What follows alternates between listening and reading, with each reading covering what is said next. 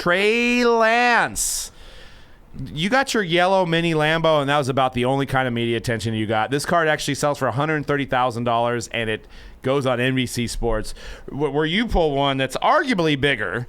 The Mac Jones version of this one. I did. I know, bro. That's annoying, bro. I told TMZ and everything, and they didn't even care. But Trey Lance sells for a staggering amount. Now, $130,000. That's annoying. Now, can I play a little devil's advocate here? We know the Mac Jones hasn't sold yet. That would be part of the reason why there's Thanks, just Jeremy. nothing on Just sold it. Jeremy, you do whatever the hell you want to do with that kidding. card, dude. Yeah, I know. $132,000. That is a good point, though. Because how can you put a value on it? Right. If it had sold, it would be a different story. But No, it has not. $132,000. Is that too high, too low? We're gonna have Dan go last. Cody. 132,000. It's too high. Too I'm high? sorry. Again. So if you had that card, you're like, give me that $132,000. Oh, if I pulled that, I'm selling. Just give me $32,000. I told you I was gonna wait for you to go last. It doesn't matter. You could keep the 100. Just give me the 32. I say it's sold for the right amount, knowing how much the Mac Jones people are trying to pay for that one. I say it's sold for the right amount. You can look at the Mahomes, and granted, I don't know how much the flawless Mahomes sold for, but the NT Shield of Mahomes sold for, I think it's valued at over a couple million. So you're into this at a 20th of that price. If you got a cool $132,000 lying around that you could spend on one card, but it isn't. You could spend your money a lot worse. But it's not NT. There's a lot of Flawless will never overtake NT. So how much do you think the NT version of this card would sell for? This one sold for it had over $250,000, right? I don't think it did though. You know what? And we're dinosaurs, right? There's a segment of the sneakerheads that have turned into breakers that for some reason like Flawless better than NT. I think it's just because it opens faster. It opens faster. It feels. It opens faster. It feels a little bit. It feels higher end. It does to them, and the price point. It just it justifies. And NT case just has too many cards at this point. It does, man. It does. And I think that there is maybe something to newer collectors getting in, and it's like they maybe were like, oh, the flawless chase of the triple logo man LeBron. Oh, flawless football. I don't know if it's a huge segment of newer collectors, but I think that does play at least a little bit of a part maybe into you've seen a lot more I feel you've seen a lot more flawless hit reels than I saw National Treasures hit reels when you're going on the gram. Yeah. I'm trying to see if I think the true 99s are still the most sought after RPAs. It just so happens that the shields that couldn't be legit up there at $130,000 or best offer. No, I can't. The best offer might have been like $10,000. I'm trying to go in and see if we're that, because I know the Trey Lance Shield Stars and Stripes was pulled. I've seen that. I don't know if the actual. See all those listings. I see the NTRPA. It's still the highest. No, that's all I looked at. I didn't. Oh, okay. I was trying to see if I could find the actual. The Shield NT, but I can't. I gotta say, just in general, this sale is, I think, part of it. As a Niner fan, the Lance Mania, Lance hysteria right now in the hobby, I think I said something to you earlier this week, Doug, that there's the amount of bets placed on Trey Lance winning the MVP is more than every other QB combined, every other starting QB combined. And I believe in him, and I'm excited for him. The fan base is insane. I'm excited, but it makes me nervous. You want to talk about a Homer fan base? There's no more Homer fan base than the 49er fan base. Yeah, you're talking about the fan base, but I think this is collectors. I think these are people that are maybe Lions fans buying these cards. I'm talking about what Cody just said. Like people putting money on Trey Lance to win MVP. I don't think those are all Niner fans. I think that by being the most, by just such that a 90% of those people are Niner fans. I think the majority of those people. It's like wishful thinking in betting form. Look, the payout is better than, say, putting the same amount of money on like Aaron Rodgers or Tom Brady to win the MVP. Well, that's smart money. Right. I get that. But I'm just saying. Okay, just in general. But it was 50 to 1. I'm nervous. I'm a little nervous. I can't help but be nervous. I bet on it. See?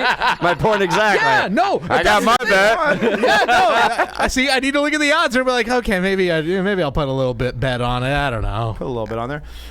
See, and people want to, obviously Dan's a Rams fan, but you know what really turned the tides is when he had a churro thrown at him. He was happy and like shaking hands with Niner fans. Are you talking about Trey Lance having a churro thrown at him, or me having a churro thrown at me? Circa 14 or 15, that Dan was obnoxiously clapping for a Rams first down at a game at the stadium, at a game, watching not his home stadium, watching a football game and enjoying my team performing and doing something.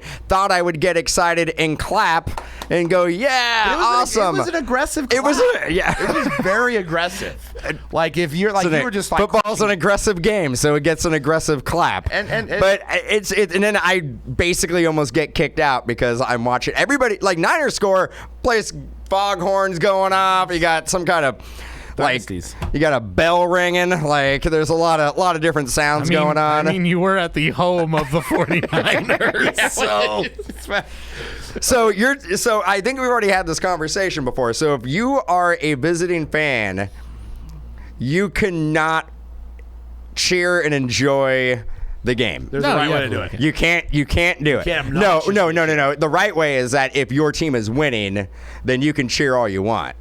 But if your team is losing, then you can't. Yeah, you gotta respect the home you're in. You gotta be like, all right, good. I'm gonna look for that on anytime I get a hard copy ticket again, which I probably never will. I'll look at the terms and conditions on the back, and it maybe have a little blurb on the back saying that here's how you be a visiting fan.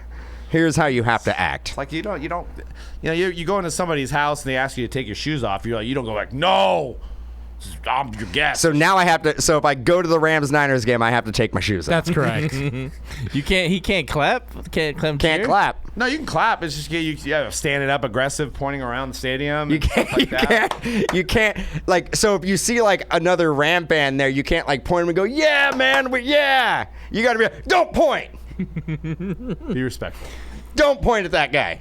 Hey man, I know Niners fans are crazy too, man. They start so many. I was telling people on the stream over the weekend. I was like, Raider fans, man, we're just a bunch of peaceful guys. I don't it's the Niners fans. It's the Niners fan that starts the drama, dude. You know what I mean? Oh, we'll see. We'll see. There's going to be a game this year, and a majority of it's going to be started by the Niners fans. I don't know. There'll be probably 70,000 people who go to that game. I want to know how many people are still in that stadium come 3 minutes left in the fourth quarter, even if it's a close game, because people are going to be getting kicked out constantly.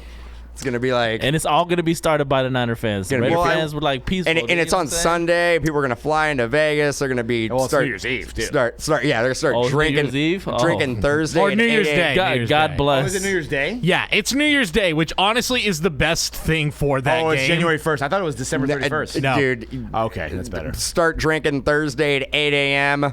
Just basically go straight through until New Year's Day. That is going to be epic. I actually almost want to go to that game just to watch. Hard pass. I just hard pass. I mean, I want to go. I would actually be that guy. Just get one of those split jerseys, half Niners, half Raiders. Oh no! Jerry Rice. Hell yeah. Just get one custom made where you're just walking around and everybody doesn't like you. You know what though? By doing that, you will unite Raider and Niner fans to all just leap on you and start going at it. I'd be like, man, one half looks better than the other half, man. You know. We still got to do that idea that we talked about. We sit here and talk about ideas for content.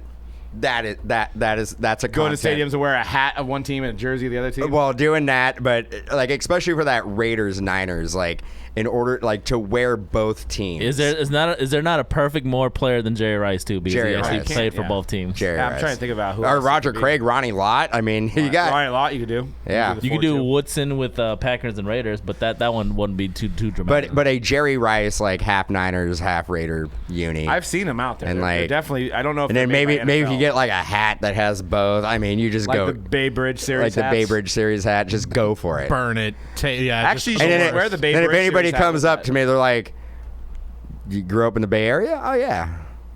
So Niner or Raider fan? Both. Ram fan." Confuse them even more.